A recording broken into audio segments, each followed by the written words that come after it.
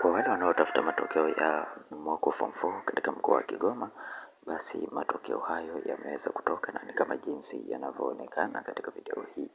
Unachotakiwa kufanya ni kubonyeza tu neno subscribe, like video hii na share video hii kwa wengine wengi zaidi. Lakini matokeo haya pia linki ya kuangalia matokeo utaweza kupata katika grupu letu la WhatsApp. Link nimekuwekea katika description ya video hii. Hapo utaweza kuchagua shule ambayo unataka kuangalia matokeo yake. Utabonyeza katika shule husika na utaweza kuona matokeo yake namna hii kama jinsi ambavyo unavyoona katika video hii.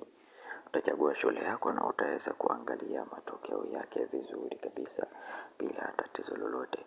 Kwa hiyo cha kufanya, bonyeza tu neno subscribe, like video hii na share video hii kwa wengine wengi zaidi. Asante na karibu, tukutane tena katika video inayofuata.